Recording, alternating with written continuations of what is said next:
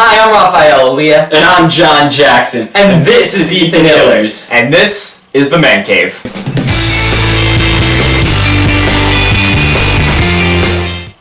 Hi guys, today we have a special guest, Ethan Illers, a journalist student out of the University of Missouri. He's also a sports analyst for KCLU Radio, and he calls many games on that radio station, as well as being one of the few hockey columnists for that radio station. This semester, he'll be working as co-host on Double Play, which will appear every Wednesday from 5 p.m. to 6 p.m. Ethan, you want to tell us a little more about that? Yeah, we're going to be, we have our own radio show from 5 to 6 p.m. It'll be myself alongside James Stanley, my good friend from Kansas City, and we're going to be talking about the hottest topics in sports from 5 to 6 p.m. Central Time. Go to KCLU.fm, click the brown box in the top right-hand corner, and you can listen to our show. So please do. Yeah, be sure to check that out. That's going to be fun.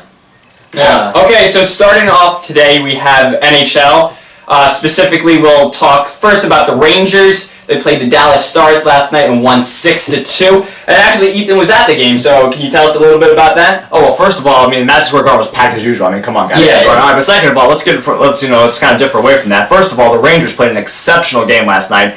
They scored 6 goals, beat the Dallas Stars 6-2, and this is the third time in the last 5 games that the Dallas Stars have allowed 6 goals. Yeah, it's kind of crazy, guys. And also, the Rangers beat the best team in the NHL in the Dallas Stars, with Dallas Stars that are headlined by stars like Jamie Benn, Patrick Sharp, Johnny Oduya, but they just did not look good last night. No, it was an incredible surprise. Making poor passes, poor decisions, poor turnovers. Rangers kept on capitalizing on all cylinders. Lundqvist made some great saves. Good to see the whole team getting involved all around. Great win for the New York Rangers, and we'll see if they can ride this hot streak. Terrific defensive performance from the Rangers as well, which was good to see given their recent state.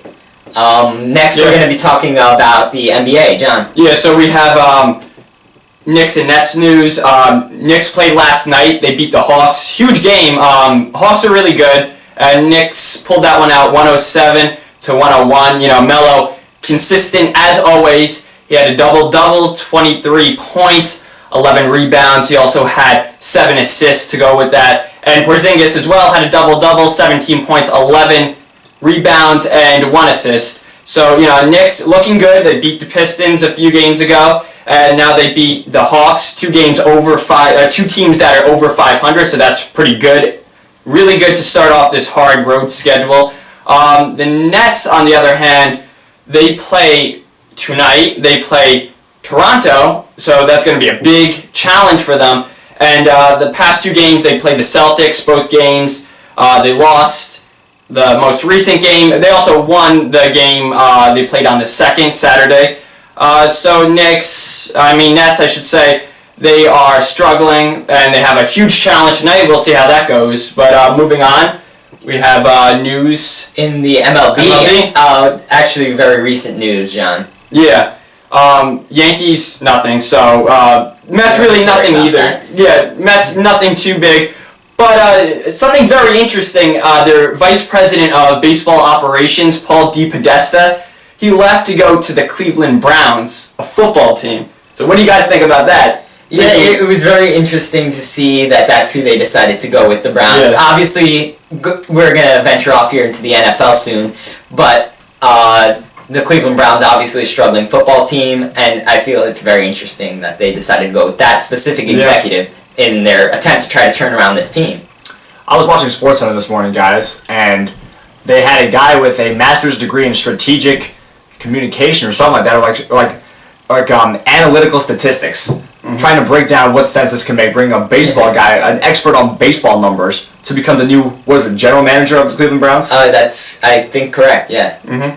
It's very interesting. He's strange, going to guys. be doing scouting as well. He has a high position for the Cleveland Browns, so they're yeah, and being a baseball guy is very interesting. You know, when I got that notification on my phone, I almost had to do like a double take. You know, like, what? Yeah, it's strange. I mean, they have to hope that it works out given their state. So yeah, they can't be making moves like this that don't pan out at this point. So we're definitely that's one to keep an eye on. Yeah, we'll definitely be doing so. Given the quarterback conundrum and all the defensive roles and everything. The Cleveland Browns are a mess. Hopefully, Paul DePodesta can help them. Okay, so now let's look at New York teams in the NFL. Number 1, the New York Jets suffered a crushing loss at the hands of former coach Rex Ryan. They lost that game to the Bills 17-22, and with a win by Pittsburgh against the Browns, they have been eliminated from the playoffs. The the Steelers now have the 6th seed coming into the NFL playoffs. John, you're a Jets fan as well as I am. It was a tough loss, and actually on this show, me and Raphael said, how bad would it be if the Jets beat the Patriots and lost to the Bills? Yeah, we said that a couple of weeks back in our show. Well, folks, it happened. It did happen. It's a blow to Jets fans and Jets Nation. It really is. It was such a great season. We said it from the beginning. If they can't beat the Bills, they shouldn't be in the playoffs. Given the teams that are in the playoffs, I really think that the Jets should be in the playoffs right now, the way that they played. But they had everything to lose in that game against the Bills. The Bills had nothing to play for except for being spoilers, and the Jets just couldn't pull it off. And that's something you can't do.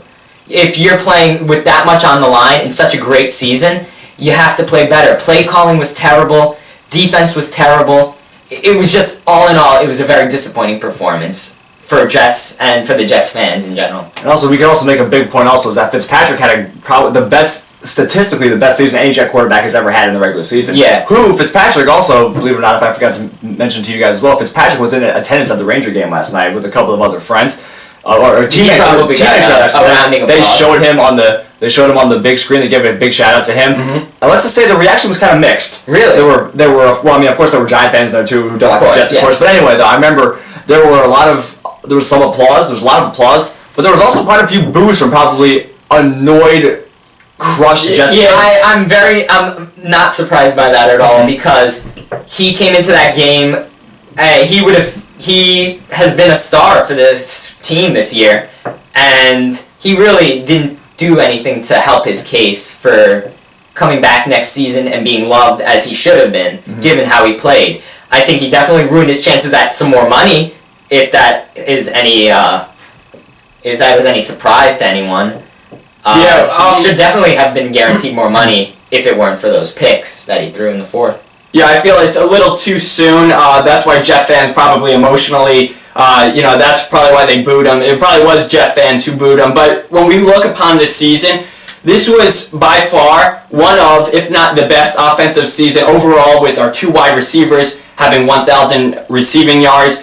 I mean, we had Fitzpatrick broke the single season record for touchdown passes. So give it a little time, and Jet fans will look upon this season as, a really good season and hopefully a good step forward for the future.